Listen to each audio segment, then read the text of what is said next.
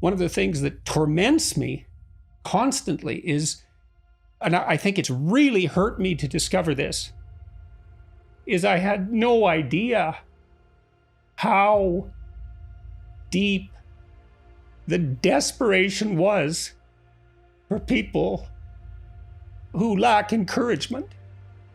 It's just because every time I talk about this, it makes me tear up because of what I've seen, I think. But all these people that I've met now, I spoke when I went on my book tour, which was an unbelievable event. An unbelievably positive event, but also I would even say to some degree traumatically positive. Like it was just too much. I really loved it, but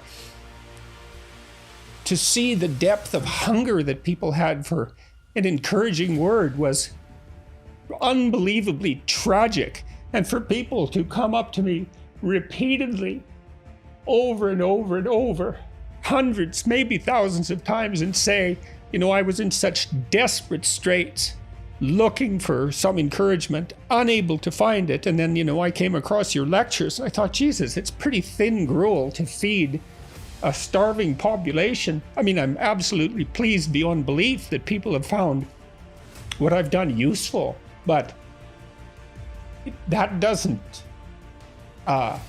decrease the impact of the realization of just how much hurt there is. And it is hurt that's grounded in a lack of encouragement. I have that. I've been encouraged my whole life. So, and that could easily be part of what.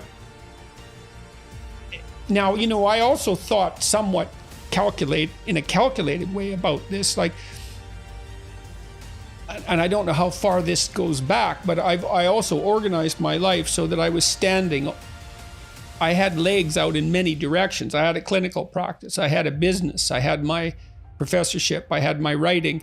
I had multiple sources of income in pretty independent areas. And so I did that in part to maximize my capacity for freedom. I thought, and this wasn't something I think I thought explicitly, it was part of what unfolded in my life across time. It wasn't easy to take me out, although I've been taken out a lot, like far more than I thought might be possible. I can't separate that exactly from intrinsic health problems, but I despite my, it isn't obvious to me that I can go back to the university. I'm still employed there. I'm on leave. They would take me back. I don't know if I can do it. I don't have my clinical practice anymore, which I really miss. I love doing that. And that was 20 hours a week, so that's a lot of time. I finished writing this book, but I'm not writing right now. And so I don't have any pressing financial concerns. And so of course, that's a huge privilege, a huge benefit. And thank God for that. But despite me being distributed like that, I was still taken out pretty hard. So. Yes. Well, I confess, I have wondered while you were incommunicado over the last year, whether that was just Goliath's good fortune or if there might be something more to it, because you were such a singular voice at the point that Tammy got sick and then you did, that obviously it was a tremendous blow to those of us in intellectual dark web space in our ability to fight and to hold the line. But you clearly have been taken out, in your words, deliberately multiple times, and how it comes about, continually. I don't know. It's amazing to me that it continues to happen. And the thing that's so damn weird is that exactly the same thing continues to happen, and it was just replayed with this Times article.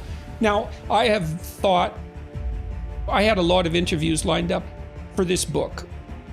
And once the Times article came out, I reacted to it, my family reacted to it, and we dealt with it effectively. The same thing happened that had happened to me before when journalist had written a hit piece about me. It was extremely stressful because when it happens, you do not know which way it's going to go. And, you can get unlucky and a number of bad things can happen to you simultaneously. All that has to happen is for that to happen once to exceed your capacity to deal with the number of bad things and you're out. That's basically an accident. And I really think that's what happened to me in the last few years, is that everything that happened socially was unbelievably stressful. Positive and negative. The positive end of it was extremely intense and amazingly compelling and interesting, but the negative end was really, really stressful. And I notice what happens to people, generally speaking, and I don't think I'm making this up, is, I've watched the typical person who gets mobbed on Twitter will get mobbed by 20 people. And it'll last for 2 or 3 days, and they'll apologize like mad. They're so stressed out, they retreat right away. And it's really hard on them. And that happened to me, like, I don't know how many times, 100 times, 200 times, and really publicly. I've been called every bloody name in the book, and that's been really, literally. I mean, I remember one day where I was called a Jewish shill and a Nazi the same day, by 2 competing publications. And I thought maybe they canceled each other out, but, and that's been very hard on my family, and although they're doing reasonably well under the circumstances. But then, Tammy got sick terribly and in a really nasty way. And then her surgery was complications multiplied, and she was near death daily for months. And then this proclivity I had for depression seemed to have become untreatable, and that took me out. And I'm still struggling with that. I get up, I can hardly stand up when I wake up in the morning. I feel so bad. I can't believe I can be alive and feel that bad. I stumble downstairs and I'm in the sauna for about an hour and a half, and then I can stand up long enough to have a shower, which I do for about 20 minutes, and I scrub myself from top to bottom trying to wake up. And then I can more or less get upstairs and I eat, and then I walk like 10 miles every day, because I need to do that in order to deal with this, whatever it is that's plaguing me. And I can get myself to the point where by this time in the afternoon, I'm more or less functional, but then it repeats the next day. And it's so... My God, that's terrible. It is. It's terrible. It's so terrible. It's so terrible that I can't think about it without it being traumatic. So I have a hard time figuring out where to place my mind, because this has been happening. It's been happening every day, really, for 2 years. I think it's fair to say that every single day of the last 2 years has been worse than any day I had previous to that. Oh my goodness. And what a predicament you're in then, because, I can hear, I would guess it anyway, knowing you and knowing of you in the way that I do, but you're caught in this predicament where that's really intolerable. And frankly, most people wouldn't tolerate it. But you also know that there is, both at the level of your family and at the level of those who admire you and listen to you and are, waiting to hear the little bits of affirmation that they need, the little bits of guidance that they were unable to get in the world. How much good comes from your facing that what sounds like a completely excruciating existence. Yeah, it's perverse beyond comprehensibility, which is sort of the hallmark of a traumatizing experience. Because it is exactly that, and I look at it and I can't wrap my mind around it. And also my degree of exposure. I mean, when I decided to make those videos, I was playing with YouTube.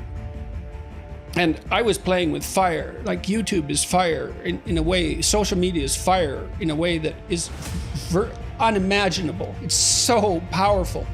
YouTube, we'll see, but YouTube demolishes the printing press in terms of its long-term significance. I mean, because now we can Now you can do with video and audio what you did with print, and it's way easier. You have access to a massive audience with no intermediaries whatsoever. And, you know, I don't know really how to grapple with that either, how to comprehend it.